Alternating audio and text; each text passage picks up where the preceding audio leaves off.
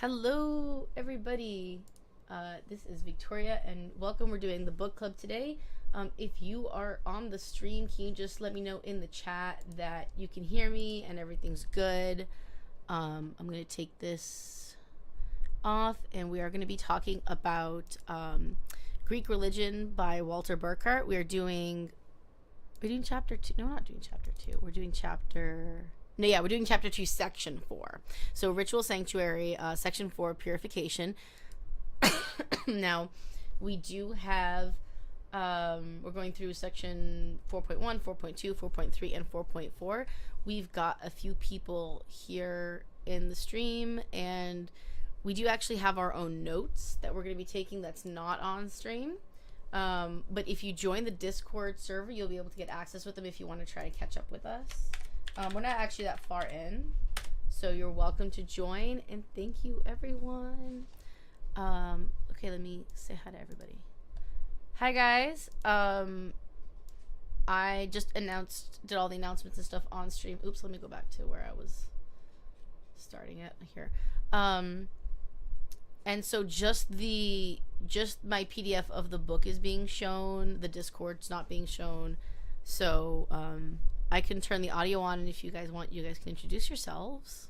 The audio is currently off, so just giving you guys a heads up. Alright, so I'm going to go ahead and turn the audio on. Menelaus, Greek Mike, do you want to say hi first? Since you want a familiar voice. Oh, hold on. I think it's not, I'm not seeing the audio bar move, so let me just check the settings here.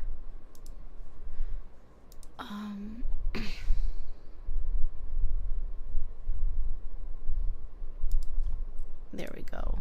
Say something? Hello. There we go. Ooh, I gotta turn that down. That was a real spike. Okay, go ahead again. Sorry. So, hey, I'm Menelaus, or Greek Mike, whatever one's easier, you can call me. I use they, them pronouns. I don't know what else to say, I guess, to introduce myself. Hello. Yeah. Reddish, do you want to say hi? Hello. I go by Reddish. My pronouns are he, him, and I don't have much else to say. No, that's just great, just so that anyone listening afterwards will be able to be like, oh, that's who they are, you know. Yeah. Just in case, because I think we've had a few people in the past join the server because of the book streams. So, cool. So this week we're reading Purification, section 4 of chapter 2, and I realize I have to put my notes on a separate space from where the chat is, so I can see the chat. Let me put it on the screen. There we go.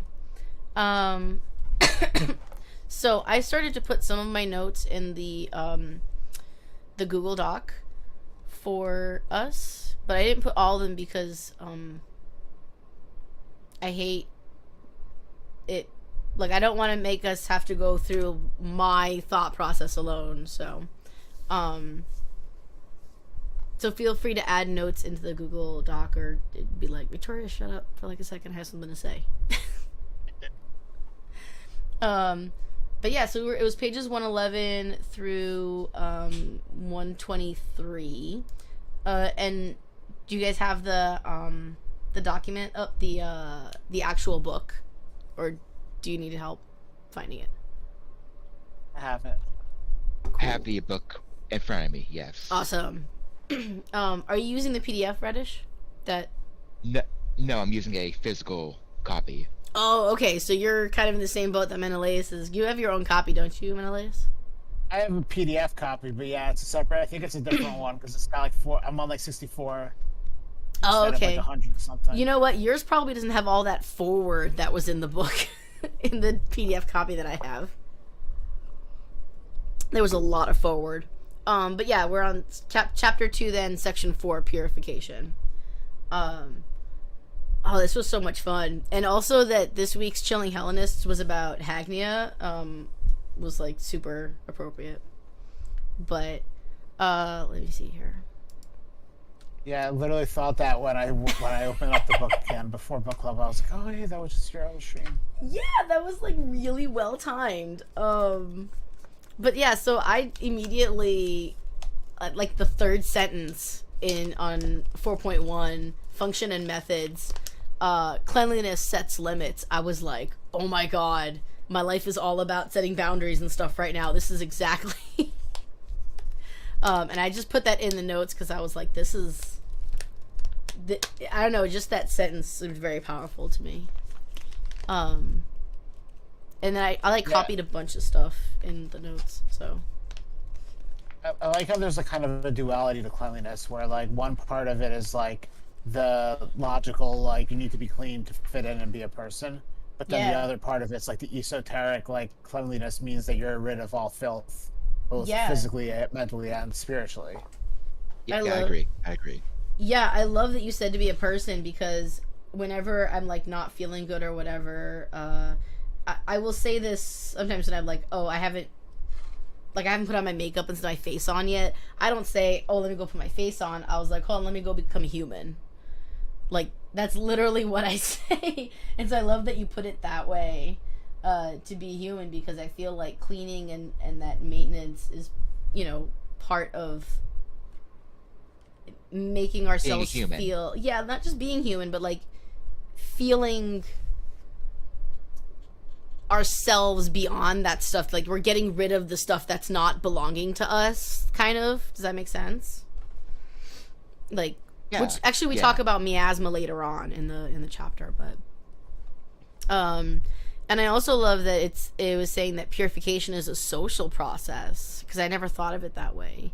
But it was interesting that it's talking about both like cleaning and, like, as you said, conforming.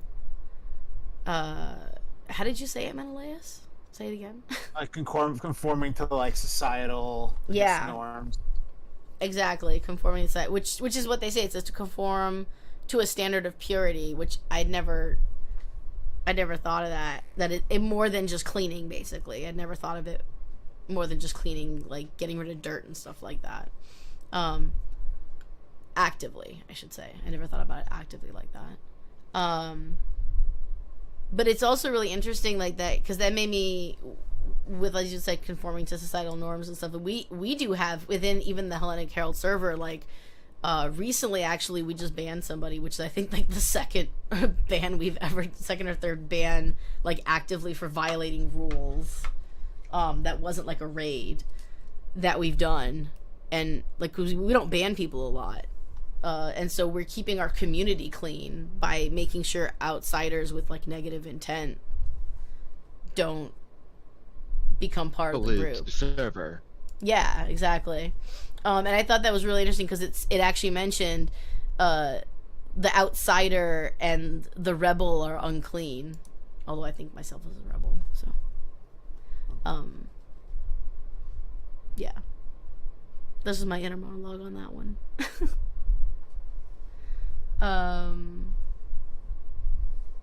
I like the. Go ahead.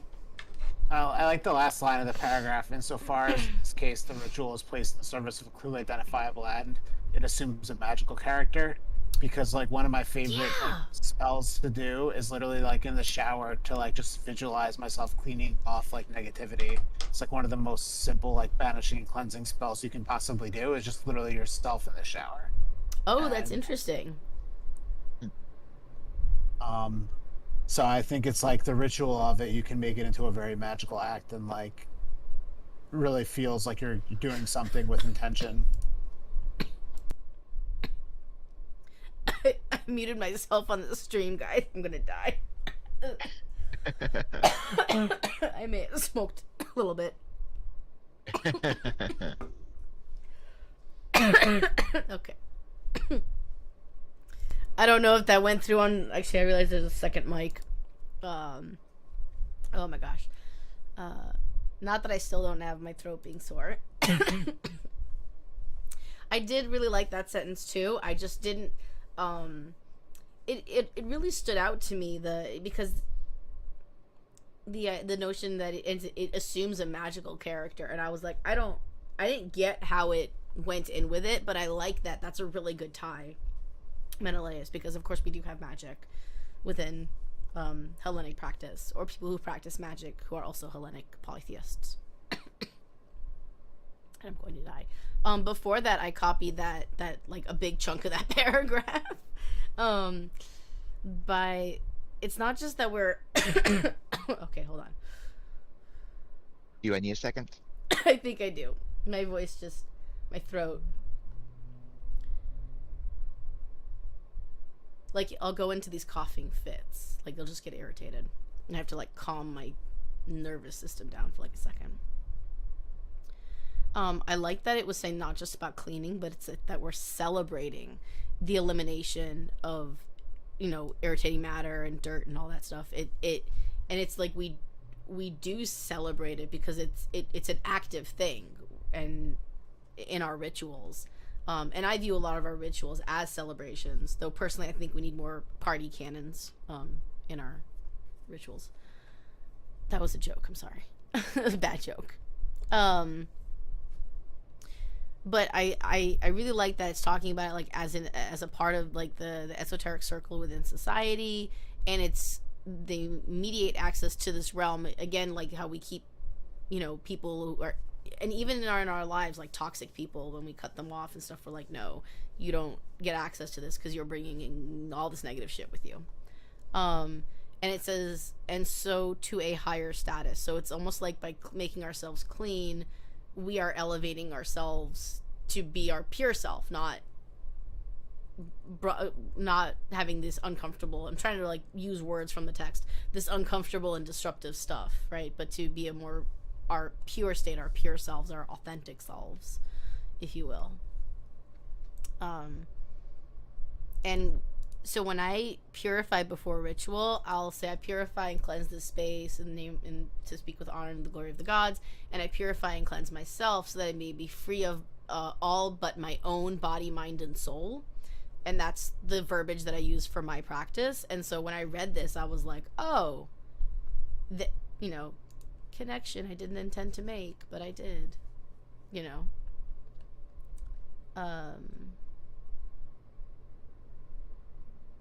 And then it went on to water. The next thing, there's so much to talk about in this. I'm so sorry. I will actually try to move fast. Do you guys get the elemental connections? Like, did anyone think about that? Oh, with like the fire and purifying and the fan being air and Yeah. Yeah, and the dirt, the earth. Yeah. Right. Let me. The fumigation, smoke, and then I can't believe I forgot to write the fire. And then so we had the water that, and you said the dirt, reddish. Yes, the earth. The earth. Okay. Where? I didn't catch the earth. Did you? Do you know where that is? I'm just curious. I have to double check. I can't remember which page. I know that we do a lot with the earth. I just didn't catch the page. I'm sure we'll find it as we go along. Yeah, plus I'm reading from a physical book. You were reading from the PDF, so I don't know. Yeah, it's not gonna align. And I also thought about like the idea that it mentioned on it, the most widespread means of purification is water. Let me highlight it on the stream here. And in Greek purification rituals, contact with water is fundamental. And when I read that, my head went, because water is fundamental to life. Like, that was my jump off of it. Is any thoughts on that? Or anything else? I believe it would also be very important, especially in ancient times, considering that they would have to go through quite a lengthy process, quite a distance to actually get the water for purification. Yeah, they mentioned that later on about the very common image of like the girl going with the water jug to go get water, right, from like the river or something. It was a little bit later on, but that is part of the fact why water is so important, because it was difficult to get. Just put that in the notes. um. Can I add, Menelaus, as you are our local speaker of all the Greek ilk, in this section of the water, that paragraph where water is first mentioned, this is the Greek word for to purify. Atherian. Catharian? Yep. Oh, fuck yeah. That's actually... that was easier for me to say.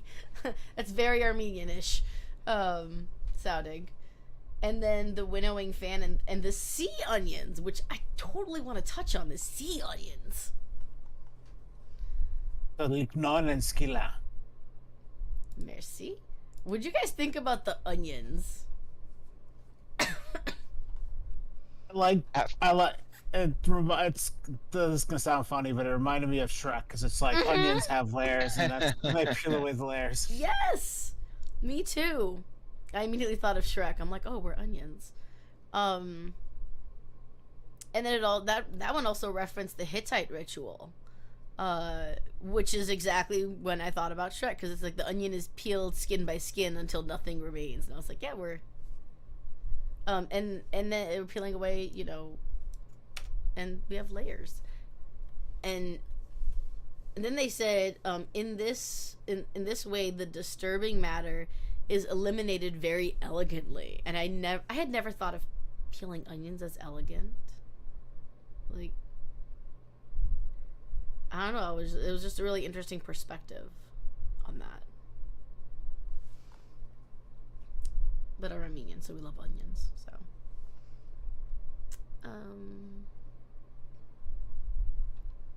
wasn't there another word? I mean, there's so many vocabulary in this. Say again. Philobolia. Philobolia. Yeah, that pelting the victors in the games are honored with pelting with leaves. Is that philobolia? Does that mean leaves, or is that the act? It's the act. Philo means leaf. So I think volia is like the act of doing it. Okay. I'm just gonna copy that into the oops, not bold. Into the text too. In the notes, if someone wants to mention something that I haven't thought about. Oops.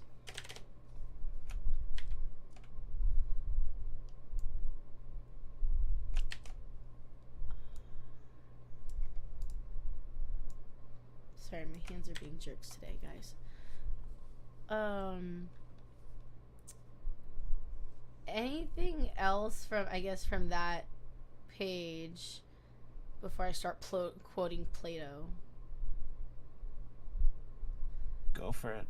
Yeah. Okay. I love this quote from Plato, actually. I love that it was referenced here, which is it was page 113, so it's for me, the purification of water is like on the first page where 4.1 is mentioned. It's at the bottom there, and then the next page starts at Philobolia and ends talking about the Delphic Oracle. So this is after that, right before section 4.2. It's like, I think it's the last paragraph. And it is, the impure man is whoever is wicked in his soul. Is that on that page?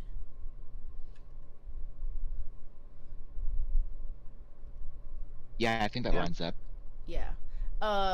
Anyway, so yeah, and I was like, oh, and that just brought the idea that they mentioned later, which is purity is to think pious things. In practice, it's this is that section. Purity is to think I'm trying to highlight it on the stream. That's okay. Purity is to think pious things. In practice, such statements were regarded not as devaluing the outer forms of piety, which were still rigorously upheld, but as adding a deeper dimension. In the sphere of purification, ritual and ethical reflection could therefore merge without a break. And I love that. It.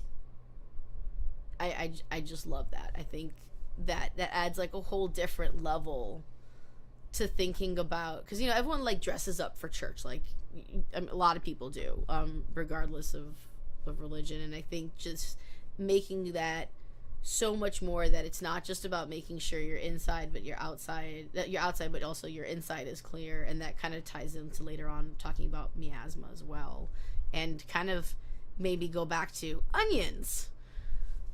That I was just thinking that. I was Right? about to say something like that. Yeah, like Please. yeah, like it adds layers onto it. It isn't just being outwardly pure. It's being pure, being pure inside as well. Not just physically clean, but mentally as well. Yeah, exactly. And I think that is because there's miasma is a very controversial topic. um and so we're not going to talk about quite yet because we have a little bit more to talk about before we get to that. But for me, the most miasmic the most thing that I'm probably more so conscious of in my practice of cleansing before rituals and things like that is less about my outside, and like, but more about my mental state. And if I've done prayer, but it's been more of a please help me prayer when I'm like all up in my head and stuff. But I try to take that time when cleansing and purifying, not so much because like I'm myself dirty, or I'm wearing dirty clothes like that, although I do love to dress up. But it's more taking that time to kind of like take those deep breaths and just kind of bring myself to focus on like what I'm doing as far as ritual, and to just let everything else just like breathe it out, let it go. Because that for me, I think, is more where I feel I can be like, other people's shit goes in your head, when you're, talking and helping friends and things like that. And so I pay more attention to the mental side than I do the physical. And I was gonna ask, what are you guys 50-50, or like what matters more to you? And have you thought of purity in this way before, in that external as well as internal, before reading this? That was a lot.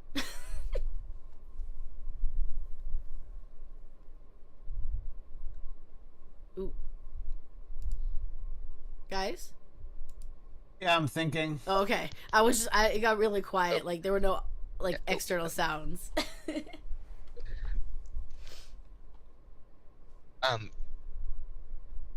you guys want to take a second, to think, we have someone on the stream. We can just say hi, too. Hello. It's Crow's Crafts. They said, long time no see. How are you doing? So, how are you guys? Good? Alive? I'm doing good.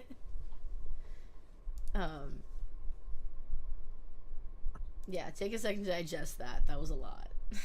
Or go if Can you're you ready. like rephrase the question, like just like in a quick, brief way? Yeah. So, but prior to, because I put a lot of emphasis on, I guess, more in my practice, more on my mental cleansing, as opposed to, and mental purity before worship, as opposed to the physical. And it didn't like it wasn't something I actively thought of until I read this first section, and I was like, oh, that's interesting. And in regards to the onion, there's layers of the external layer and the internal layers. And so have you guys thought about those before reading this section, and where has your emphasis been placed? The external or internal, or was it 50-50? Did reading this affect, that balance in any way? And also, Crow's Craft says, what's up? They're graduating on Monday, so they'll be able to chill with us more. Awesome. Yeah, Awesome. Congrats. Reddish, I think you were going to say something, right? Did I interrupt you before? Sorry. It's fine. Typically, especially earlier on in my practice, I tended to be more I tended to focus more on the external, the physical, being physically clean, making sure the space is, not filthy, casting out dirt and whatnot. I didn't really think too much about the internal until I began reading this chapter in particular. That's awesome that it So, like actually had like an effect on you and your practice. yeah, yeah. Yeah, I always think a lot about the emotional, and I guess like mental purity, but I put an emphasis on physical purity and physical cleanliness for before rituals, all clean or whatever. But I've gotten less strict with it. Where I didn't do a ritual today, but usually I'll do an offering even if I haven't showered. Let's say in the morning, real quick. But yeah, otherwise usually I put an emphasis on both. Yeah, that's really interesting that we had that. I mean, you're 50-50ish, and I'm more mental, and Reddish that you were more physical. I love that we had like all three potential combinations. And that's why I love this book has just gotten better and better. So because it really has had an impact on I think my practice for sure. So, and it's good to hear that really good to hear that we're all thinking and learning about stuff. So next we have section 4.2. Before we go on to 4.2, is there anything about 4.1 that you guys want to mention or that we haven't already?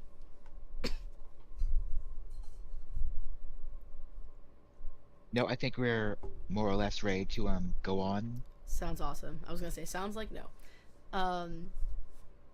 So right off the bat on sentence 1, like the first sentence, the demand for purity draws attention to the boundary which separates the sacred from the profane. I love that line so much. Yeah, it really hit me. I thought it was just very interesting because I never thought as anything outside as like the profane. It's just a strong sentence.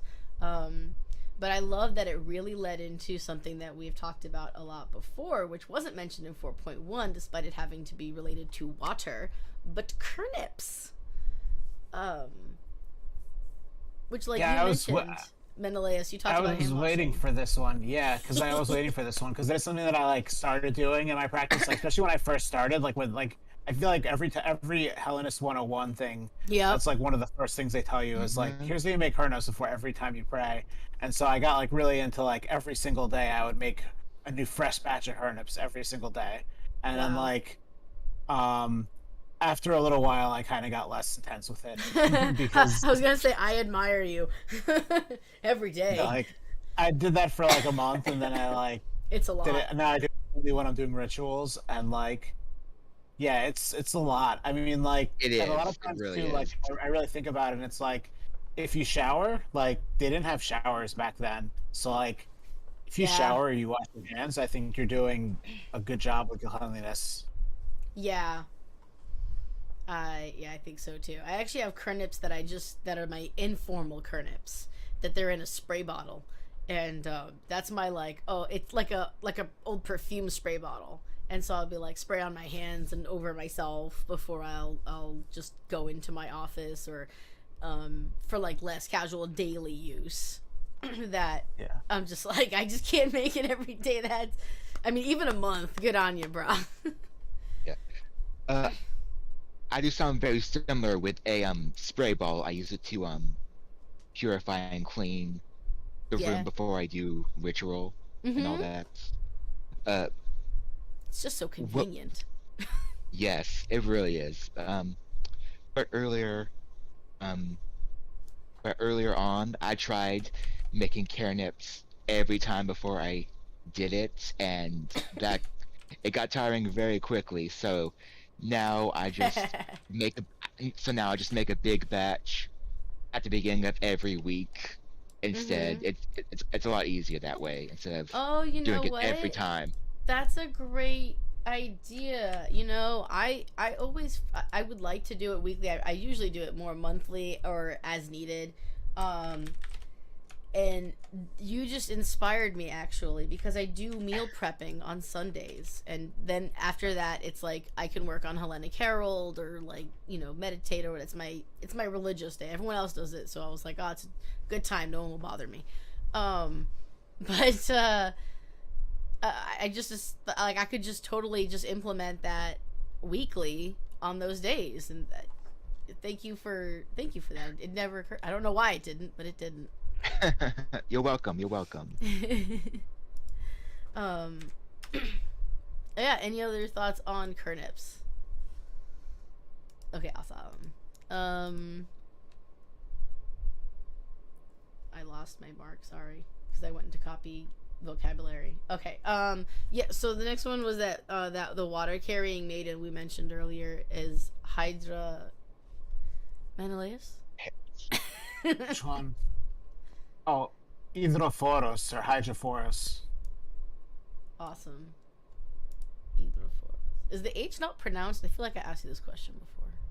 PH is like the H at the beginning. It's usually like left out, but sometimes it is. But hydro, it's hydro. It's like the ancient Greek word for water. Cool. I find it interesting that they were like, water reference, and then immediately next sentence is like the purifying power of fire. And I love that it's joined with the power of water in the altar fire, like that. I love that instead of just saying like, because in my head I was like, okay, here's the Hestia flame, and then we're gonna just combine Hestia with Poseidon and blah blah blah, and all this. But it's actually more the power of the elements, the water and the fire combined. So I thought that was really cool. And then then it brings up Agnes. Agnes. Thank you. And immediately when I saw that, I was like, Hagnia. So that was where, that's all the notes I copied. I have to go get the rest of my notes, but thoughts, like, as Menelaus, you mentioned that you thought about, that you also went straight to Hagnia. Yeah, I thought that exactly, because that's exactly what like the cleansing is the goal of the cleansing is to make yourself pure and get rid of miasma, and like things that generate miasma are things that are disturbances close to like birth or death, and they mention them in the next part. So like that includes sex, but it includes the worst one is murder. So like in terms of cleansing for modern day things, like you should probably cleanse after you birth, because I've witnessed a birth. It's me very too. messy. Oh, never again. Never. I made that mistake once in my life. Thank you.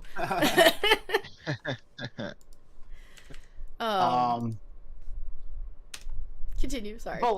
But like, yeah, after, I mean, like, some of it's very basic stuff. Like, you should probably probably shower after you have sex. Like, that's generally a good idea. Some of it, like anything with death, is obviously much worse than anything with birth.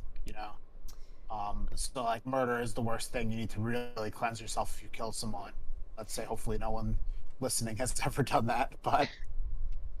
Yes, but just in case, there are actually special rites for you to do if you'd like to cleanse yourself after murder. Listen, I ain't here to judge. I mean, you could even consider that. I did want to bring that up. I actually found out about that particular thing from Hellenic Polytheism 101 podcast. I think I forgot her Tumblr handle. But it was actually talking about that, how that was a very specific thing. And that there were very specific rites that you had to do under specific conditions for that. And as someone who has had to put down or be there or make the call to put down an animal, I did think about that, because also someone else posted in the server, we're for the people on the stream, we're actually doing like a first all tour altar. I don't know why I said it that way. Altar thread in the server, and someone had posted a picture, and it had bones, and of course it was censored. Who's to judge a good murder cleansing? Sorry, that was a comment on the stream. And I was thinking about that, about skulls and things, because I've been wanting to work with Hades more. And so when I read this, because that stuff was on my mind, you know, there's many, I've had to make the call to put down a pet twice in my life. So I would definitely, unfortunately, as I do have pets, and I don't want them to die, but they're probably going to die before me. It is good to know that when you feel that, all that extra, you know, from having to do all of that and mourning and all that, I would take that as a right. I would want to do that right, to cleanse myself and to almost, you know, end that period. But if anyone has to make a call or works in nursing or something like that, I could see knowing that as really helpful, which was a very weird tangent for my brain to go on, I understand. But I could see there being more uses for that specific cleansing rite beyond, you know, if you actually kill somebody. Is basically the point of what I was saying. And now on to happier subjects. They also mentioned about, like, the wedding ceremony, and I didn't know that, and had I known that, I probably would have had some more impact of that on my personal marriage. And they mentioned the Elysian. Is that right? Did I say it right? Eleusinian. God damn. Thank you. Eleusinian initiations and that whole festival, which it's one of my favorite actually festivals. Let me see, there was the Mistai. The one, yeah, Mistai. Yes, when they all bathe together. I thought that was interesting. I know that there were, like, public baths, and some religions and cultures still have public baths, but I didn't know. There was one thing I think we missed in the last paragraph that I think is interesting, is that like the prohibition similar to Judaism, but there's no universally unclean food. So that's unique in that, like, there's nothing that's considered unclean food-wise to Hellenic polytheists, really. Ooh, that's a really good point, because there are foods that are not eaten on certain festivals too. But they're not necessarily unclean. Right. So And I imagine it would vary from one cult to another, which foods are not, you know, prohibited and whatnot, and depending upon which festival is going on. I'm just writing foods forbidden during certain festivals, cults, not necessarily unclean. And yeah, you're probably right. It would probably vary from cult to cult, depending on, you know, like the Eleusinian cult. Pomegranates are probably, probably iffy. But for, I don't know, the Dionysian cult, I can't imagine any food being off the, but just as an example. So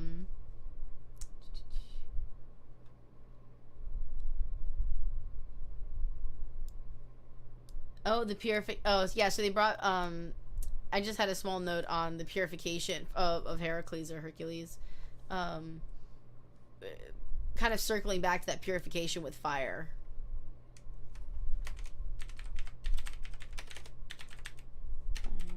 Sorry, I'm just trying to update the notes too, so you guys don't have to wait for me. Of course. I thought the next section that talks about the way they clean the sanctuaries is also really beautiful. How, like, they even go so far as, like, having only the clean people, like the ancient image of Athena, like they would remove the ornaments and stuff and, like, veil it, basically. Yes, and actually, in looking to find where the next section you're talking about is, I accidentally ended up finding the Purification by Earth reference. So that is there's. Do you guys have the annotations or on your copies? Yeah. Okay. So right after annotation 40, the section about Hercules, the late system. Sorry, hold on. When other portrayals of Hercules initiation show the use of Lycaon as well, late systemization was able to speak of purification through elements water, fire, wind. There's also a purification by earth, a wiping off. In certain mysteries, clay and bran were smeared on the initiate, especially on his face, and then wiped off. Thus, a purifier is someone who has knowledge of offscorings, which I don't know what that means. But yeah, found the earth reference as well. And that's page 5.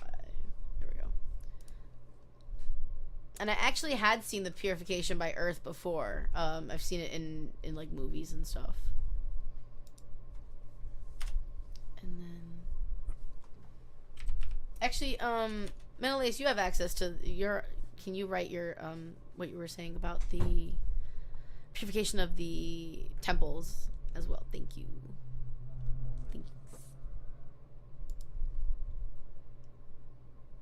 But yeah, it makes total sense. And actually, of course, we have Hecate's Daphnon, if I said that anywhere close to correct, which is like the monthly day of cleaning. Which is funny because I do offerings more to Hestia than Hecate on that day. I love that cleanliness is such a big part of our religion, though. It's like a pillar, essentially. I think it's actually mentioned in more than one pillar. Lucy! Sorry. I think she thought she was alone. Okay. And anything else before we go to 4.3?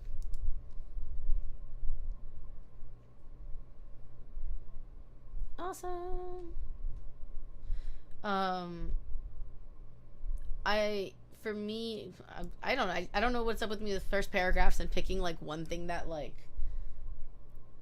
really stands out, but the sentence "death cuts much more deeply into life," like just that bit, I was like, yeah, it really does, because it literally affects like everyone you know, and it disrupts your day-to-day life. And as we were talking about before, that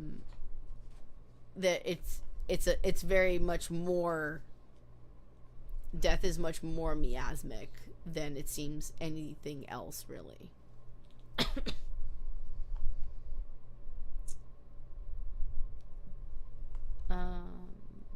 I agree on that, because especially since it doesn't, because death itself is miasmic, but also it affects you internally as well. Mm-hmm. Grief is like a mental miasma, basically. Yes. And I also, here's the sentence I wanted to copy.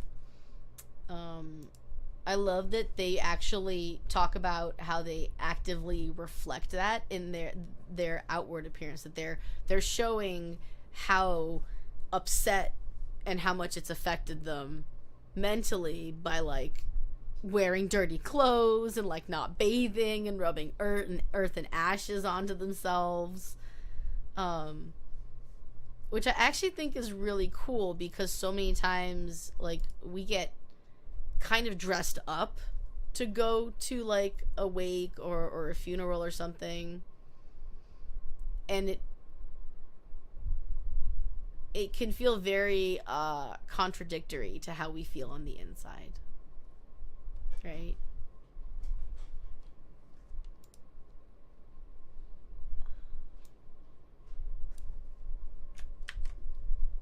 And I'm copying the next vocabulary word on here, by the way.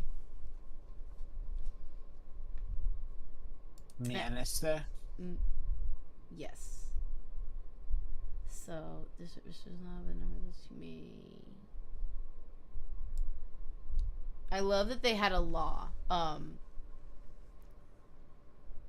that was like, okay, we can't have everyone being all covered in dirt and stuff and not, you know, doing stuff. So only a certain number of you guys can do this. I thought that was funny. Oops. And did the notes in the wrong way. Oh, sorry. 1 second. Tag, you're it, Menelaus. What's up? What am I reading? Oh, no worries.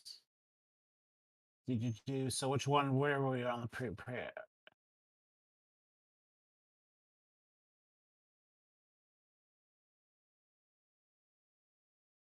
So it's interesting that they also talk about purifying a house, and that they talk here again with seawater and with earth.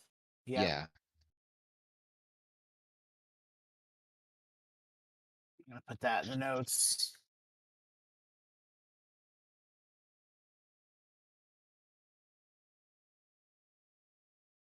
And let's see, next up. So, yeah, and then they talk about how illness and disease can be understood as defilement. And like Apollo, it's funny because Apollo is considered the god of healing, but also the god of the plague. His arrows are described in some places as like basically shooting plague onto people. And so it's interesting that there's a purification afterwards to try to avoid it. Yeah, like in the Iliad with Agamemnon. Yep, exactly. Thank you. I scrolled down and I'm sorry. What about Apollo? So spreading Apollo's plague. arrows I love that. could spread plague. That was what they were said in like the Iliad, and like here they talk about how they would purify to avoid it. But it's interesting because if you think about it, like bathing and purification helps to avoid sickness. Like, what are we told to avoid COVID? What do? We wash our hands. Yep. Mm-hmm. So it's almost like before they had germ theory, they were at least somewhat aware that something was up and could get you sick.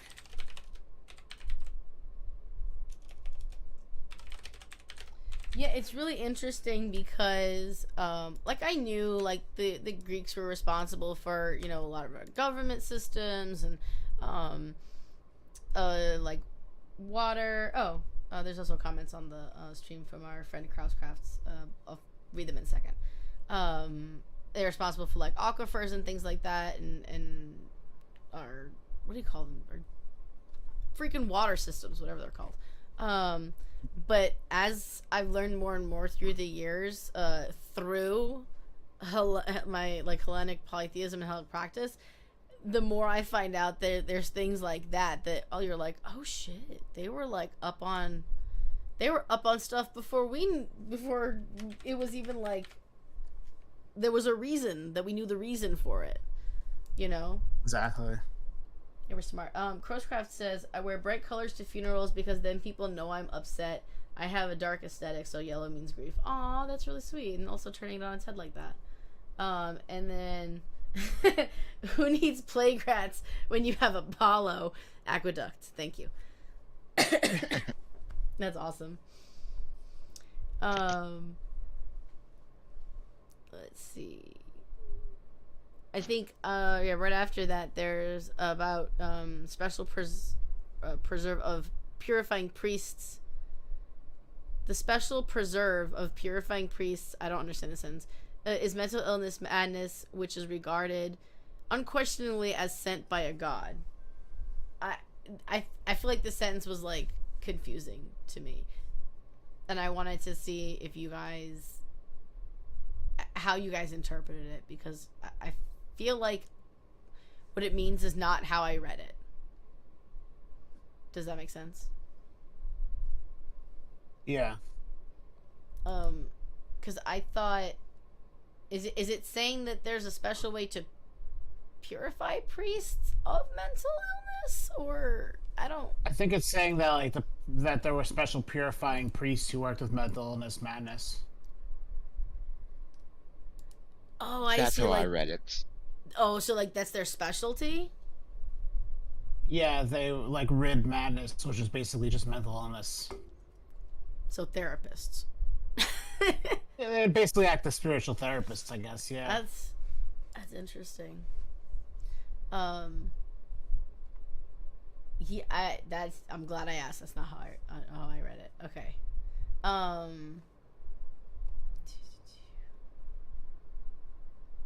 That's probably why it didn't make sense when I was reading about the myth, actually. I learned something. Let me see. I didn't write notes for the rest. Crowscraft says, yeah, ye old therapists, maybe.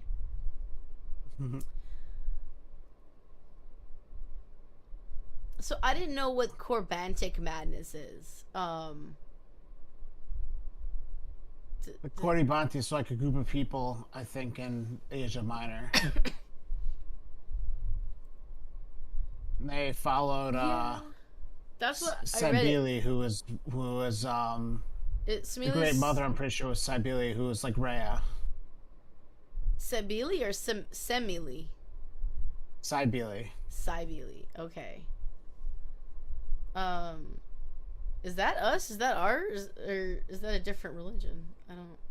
It's basically it was syncretized. Oh, okay. So it was Phrygian, but it was syncretized into Greek. Okay. That's probably why I didn't understand it. I did note that I love that this is the purification through madness, the purification through music, which I thought was really cool because we referenced Apollo earlier. Yeah, exactly. It's I like that a lot. I definitely purify through music. Not for my practice, but you know, there's something very cathartic of car karaoke. Yeah. Sorry, just adding notes. Okay. Any other thoughts before purification by blood? Awesome. Let's get right to the murder and mayhem. So when it referenced purification through blood earlier, my first question was in my head, my blood or somebody else's blood? Like, and yeah, that was just my first thought. So I have no sensitivity with this, so if someone else wants to go first. Yeah, I don't know. I will say this is probably the least relevant to my practice of anything that we talked about, because I don't really do much in the way. I honestly don't do much in the way of blood magic or anything like that. And yeah, they talked a little bit also about like purifying with like a murder and stuff like that, which didn't really feel too relevant here, at least. But it was interesting to get the history at least of it. It was definitely an interesting section to read, but I can't imagine that this section really applies to most practitioners today in most people's practice. Yeah, considering it was mainly about murder, which makes me think, was murder a much more how big of a problem was murder? Like, I imagine that before major law enforcement, it was very much a problem back in ancient Greece. Seems like it. Yeah.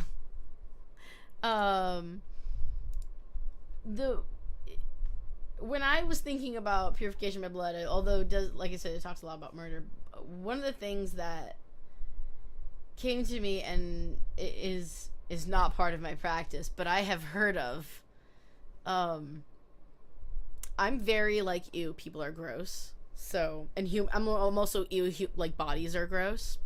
So, it very much stuck with me when early on when I was trying to find something specifically for fire offerings, and I was looking, and I went to like a local market, and I was like, oh, we have a booth for we have a pagan community here in the tiny town that I live in inside of Los Angeles. And the person was like, yeah, and I guess they were a magic practitioner, and they were talking about it was really weird because I was like, oh, this is for offering, this is what this is going to be for, is this going to withstand, you know, being on fire? And they're like, yeah, and they're like, oh, you can also offer, now I'm going to go trigger warning, bodies, I don't know what more to say with this, but they're like, you can offer menstrual blood, and I'm like, no, but thank you for that information. And it was burned into my mind. It was the most awkward random conversation. Works really well for charging sigils. I have heard. I've heard people use that this is a thing, and I don't know why the universe throws me at things that make me uncomfortable. But I ended up through a group that it was a druid group, but there were a lot of people who were practicing various magic, like and Wiccan, and we had a couple of other religions that I don't remember because it wasn't relevant to me. But I know that there were quite a few paths within the group. I ended up hearing a lot about it, and I was like, why is this like really common? Like, I don't. Yeah. It is really common? It's a really simple way to get blood from your body, yeah. I mean, I guess. It is. Diva Cups coming in clutch. Crowcraft. Diva Cups coming in clutch. I guess. I will say that I recommend, like, with any talk of blood magic, like, talk about if you're gonna actually practice it, make sure you're safe, know what you're doing. It's not a very base beginner's procedure. No, I can't imagine that it is. The easiest way to get at blood is obviously through menstrual blood, but like otherwise use like a sterile lancet. Don't do something stupid like just cutting your hand. Like, yeah, like cutting your hand like in the movies, because that's a surefire way to mess up your hand. I always wondered, that was always the thing about movies and stuff that really pissed me off, because they did it a lot in Xena Warrior Princess, the TV series. Like, there was a bunch of times where they were just like, slice, and I'm like, how do you not have a scar? You guys have cut your hands so many fucking times. Like, also, it's always like a massive wound. Like, it's always like across like the entire hand. I'm like, you could have just pinpricked yourself. Like, why was this necessary? Yeah, please don't do it. And that was actually, yes, that was very much the thing that I wanted to go through at the end of this, which was, please don't. It's not a beginner's thing, and it there's a lot of risks to it. So please don't do that. And yeah, I don't have a lot to say on this section. Because it is blood. And I don't use blood magic at all myself either. Let me copy in the next title for the next session. Would you please, Menelaus? Pharmakos. Thank you.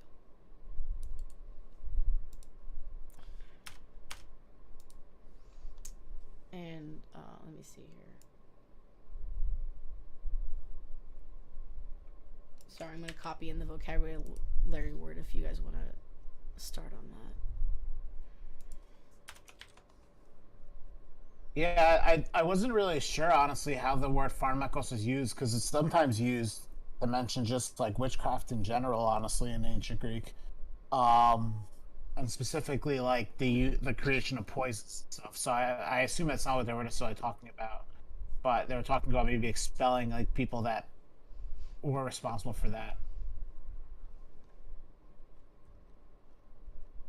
Yeah, I didn't... Sorry.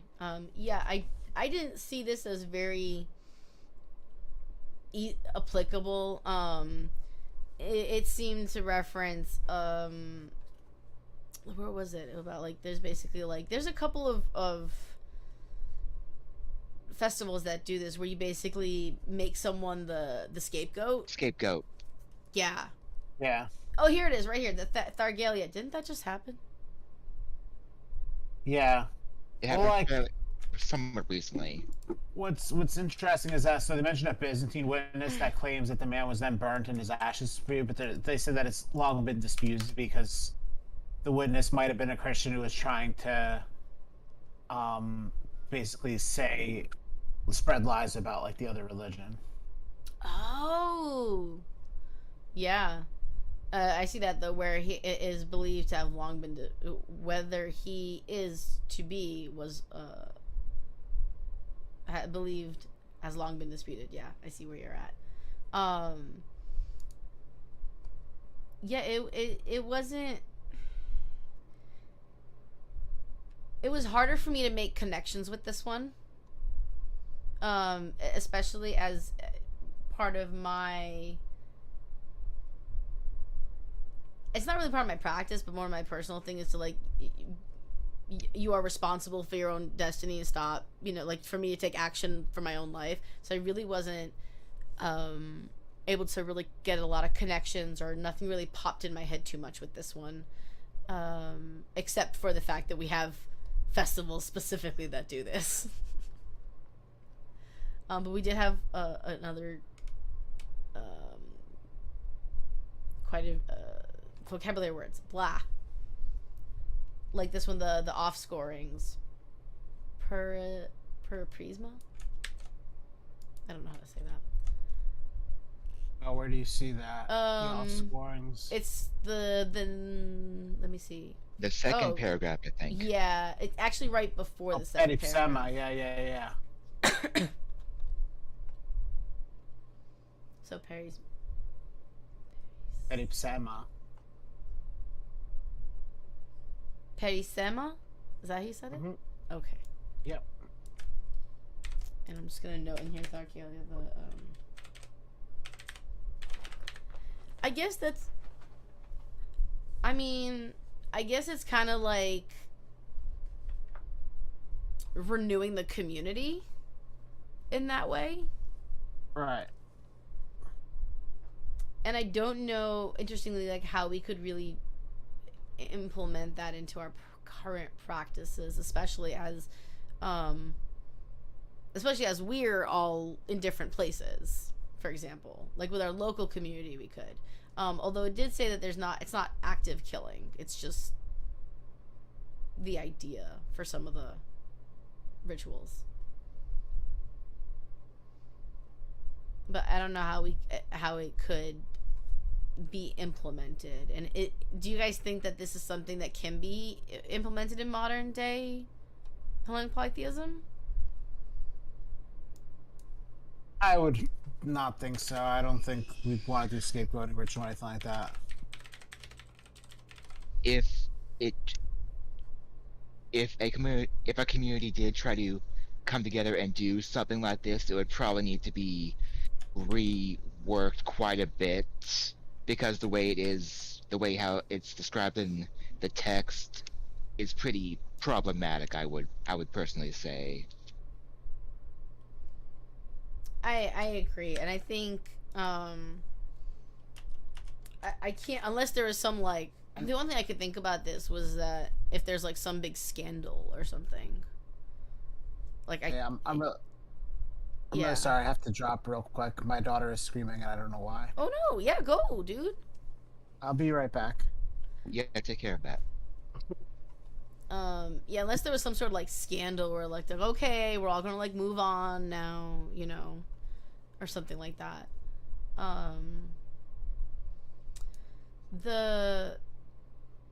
There was another vocabulary word that I just copied, Catharamos, which I need to copy out here. The outcast is also seen as the savior. Well, what were you gonna bring up? I was gonna ask you, which vocabulary word was that? Oh, Catharmos. It's right after. It's in the paragraph after the 81 citation. Okay, I see it. Yep.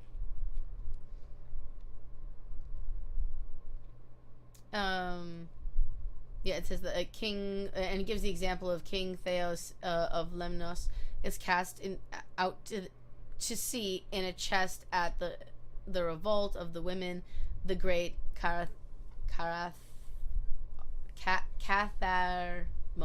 Oh My brain switches things sometimes. Yeah, Alternatively, fine. the group member handed over to the enemy, pelted and killed is a particularly beautiful chosen maiden, such as Polycrite of I can't say any of these words, who was honored with the sacrifices at the Thargelia festival. So let's see here. Actually, we're about finished anyway, because this is like the last section. Yeah, the last two sections were not really Applicable. applicable to a modern day polytheism, or modern day Hellenic polytheism. So, did you have any other thoughts on any of these sections or anything that we didn't cover? Personally, I found this section in particular, even though I don't think it's really applicable to most people's practice, I did find it interesting that many of the scapegoat victims and whatnot were outcasts of society itself, which kind of reminds me of the first section that we were discussing how many a time it's a beggar or someone that's considered unappealing or unattractive by the standards of the city. And in the first section we were talking about how purity is being very much, I apologize, my mind's a bit That's okay.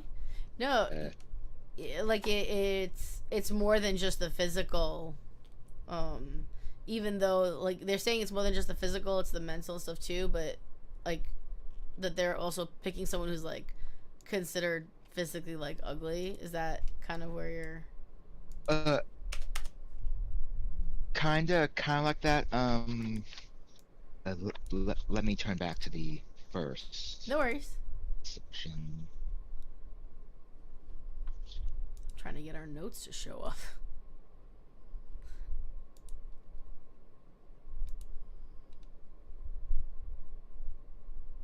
All right, okay, I found it. It was actually in the first section.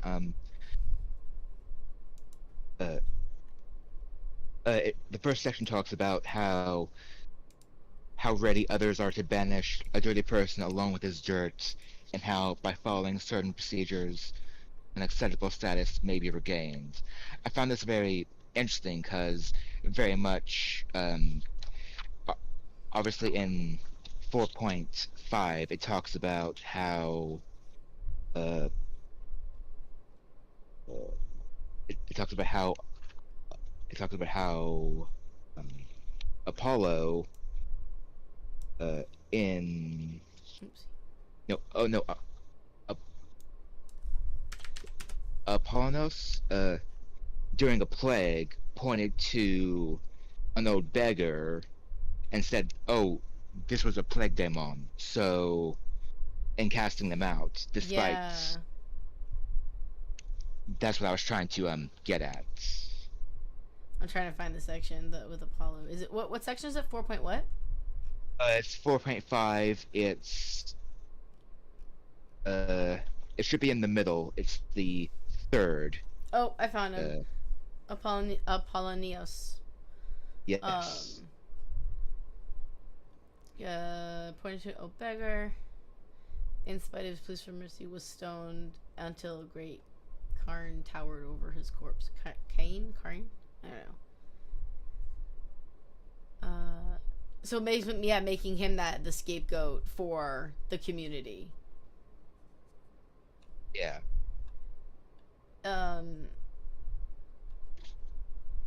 Sorry, we're relating that to section. I lost you on how it connects to section 1. Sorry. Because I was looking for it. Sorry. Yeah. Yes.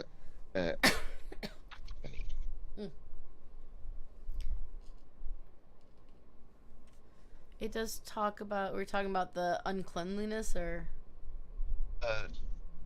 That was a part of it, but the first section also talks about social conformity and cohesion. Yeah. And typically the people that are chosen to being scapegoats are typically those on the margins. Yes. Right, because they're not fitting in with anyone else, with the rest of the community, and therefore they, need to be. What did we say for the section 1? There was a section here. Oh, the outsider, the rebel are unclean. Yes, and oh yeah, so bringing it back to that having the community scapegoat as part of the purification, as part of a social process. yeah. God, yeah, you're right. That just literally just circles right back to itself. It's so much. I have to say, so much of Hellenic polytheism does circle back to both, say the same concepts, just cleansing our ritual space, connecting to the social cleansing, connecting to our mental state, and the pillars of polytheism, and even our deities have overlapping duties.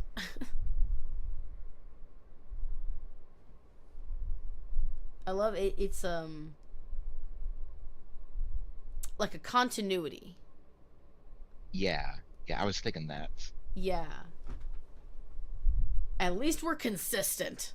Hellenic polytheism. that would be good, right? Hellenic polytheism, our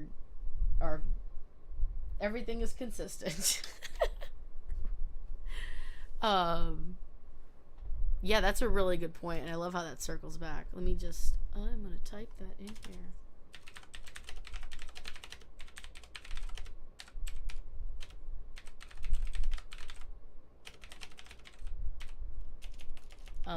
Purification as a social thing. That's really good. Well, I'm all out of things. That was all my things.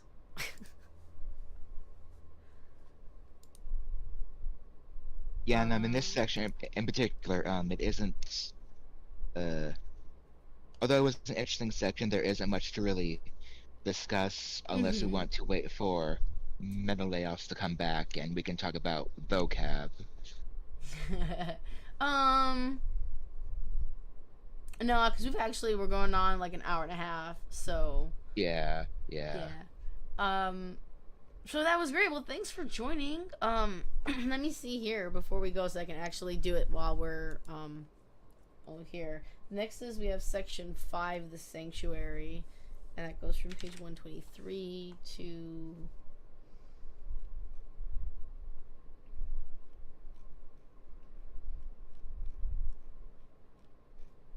scroll to 137. So that's 10, 11, 12, 13 pages. Do we want to do that, or should you do? How comfortable were you with the reading, with the amount of reading? I was comfortable with the reading. So long as it doesn't really exceed 20 pages, I'm in favor of it. Well, if we do section 5 and 6, it'll actually go to page 143. So that looks like exactly 20 pages. Yeah. How's that sound? Yeah, I think that sounds good for next week. Yeah, so that'll be, I forgot what section 5 is. 10. Nope, that's section 5.3. So section 5 is the sanctuary, and actually that goes really well together. The sanctuary, and then section 6 is priests, which is also a hot topic in Hellenic polytheism. Yes. Let's see. Section 5.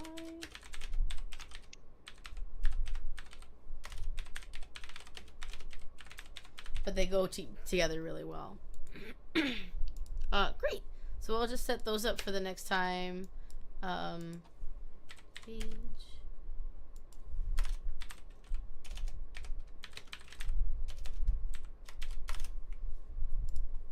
Boom. Okay, I put it in the VC chat, and that's just to remind me to post it in later, in the next week's event.